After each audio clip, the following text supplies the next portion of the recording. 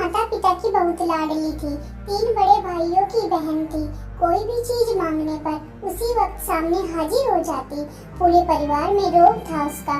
पूरे परिवार और नौकरों पर राजकुमारी की तरह हुक्म चलाती थी कविता। स्कूल में भी पूरा रोब था उसका। बड़े घर की लाडली जो थी वह, ऐसे ही उसने कॉलेज में दाखिला लिया। उसके ठाट बाट, बड़ी गाड़ी में आना जाना, हर दिन नया फैशन देखकर हर कोई उससे दोस्ती करना चाहता था। थोड़े ही दिनों में उसके बहुत से दोस्त बन गए। पूरे कॉलेज में उसकी अपनी एक पहचान थी। इन दिनों उसके घर एक रिश्ता आया। खानदानी लोग थे और पापा की पुरानी जान पहचान थी उनके साथ। कविता के साथ कोई जबरदस्ती नहीं थी, पर कविता ने फिर भी हाँ कर दी, क्योंकि वह अपने परिवार से बहुत प्यार करती। वह जानती थी कि वह लोग उसका अच्छा ही सोचेंगे। लड़के का नाम राज था। राज काफी पढ़ा लिखा और समझदार लड़का था। ससुराल वाले भी बहुत अच्छे थे। ससुराल में कविता की जगह वैसी ही थी जैसे कि मायके में। कोई भी कार्य कविता की सलाह के बिना नहीं होता था। सबकी लाडली बहू बन गई थी वह। फिर उसके घर एक बेटे का जन्म हुआ। राहुल कविता को जान से प्यारा था। पोता पाकर ससुराल वाले तो फूले नहीं समाते थे। कविता कभी कभी सोचती कि उसकी किस्मत कितनी अच्छी है। उसका हर अपना उसे कितना प्यार करता है। चाहे जीवन में कैसा भी समय आए, मेरे अपने हमेशा मेरे साथ हैं। मैं कभी अकेली नहीं हो सकती। कितनी खुशकिस्मत हूँ मैं। पर शायद कविता की खुशियों को उसकी अपनी ही नजर लग गई थी। एक दिन वह मायके जाने की जिद कर बैठी। राज को बहुत काम था, लेकिन वह फिर भी उसे ले गया। रास्ते में उनकी गाड़ी अन्य गाड़ी से टकरा गई। कविता, राज और राहुल बहुत बुरी तरह से जख्मी हो गए। काफी दिनों के इलाज के बाद राज और राहुल तो ठीक हो गए, लेकिन कविता पूरी तरह ठीक ना हो सकी। सर में चोट लगने के कारण वह अपनी आंखों की रोशनी खो बैठी।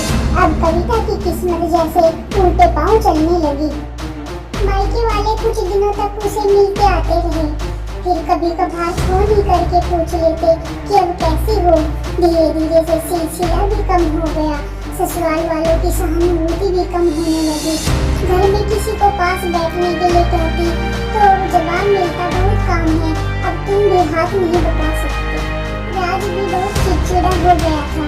वह राहुल ही था उसके साथ, जिसके साथ हंसते खेलते उसका वक्त गुजरता।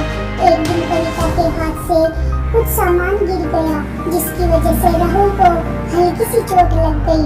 कविता के सास ससुर ने राहुल को उससे अलग कर दिया कि कहीं उसके न देखने की वजह से बच्चे का कोई नुकसान न हो जाए। कविता अंदर से टूट चुकी थी। एक दिन उसने सबके सामने मायके जाने की इच्छा रखी तो राज उसे तुरंत मायके छोड़ आया, जैसे कि वह भी यही चाहता था। लेकिन राहुल को उसके साथ नहीं भेजा गया। कविता कभी राहुल से दूर नहीं रही थी, पर अपनी कमी के कारण उसने ज्यादा बहस नहीं की। कविता को लगा वह 3-4 दिन वहीं रहेगी तो थोड़ा हवा पानी बदल जाएगा, क्योंकि वह कितने दिनों से कहीं भी बाहर नहीं गई थी। घर वाले भी इतने दिनों बाद उसे देखकर कितने खुश होंगे।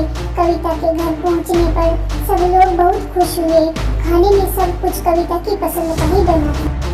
उसने अपने मम्मी पापा और भाई भाभीयों से दिल खोल कर बातें की। उनके छोटे छोटे बच्चे भी बुआ के साथ घुल मिल गए थे। रात को सोने के वक्त जब वह कपड़े बदलने लगी तो उसे पता चला कि उसके बैग तो बहुत भरा हुआ था। वह सच समझ गई। वह बहुत उदास हो गई। कुछ दिनों तक तो सच ठीक रहा, फिर जैसे सब बदलने लगा। सबका व्यवहार बदल रहा था। वह लोग जैसे थक चुके थे उससे। सब लोग घुमा फिरा कर पूछने लगे कि राज कब आ रहा है उसे ले जाने। वह बहाना बना देती, जबकि वह जानती थी कि उस घर में अब उसके लिए कोई जगह नहीं। कविता से चलते वक्त कुछ न कुछ नुकसान हो जाता। थोड़ी बहुत टोका टोकी उसे सुनाई देती, वह टाल देती।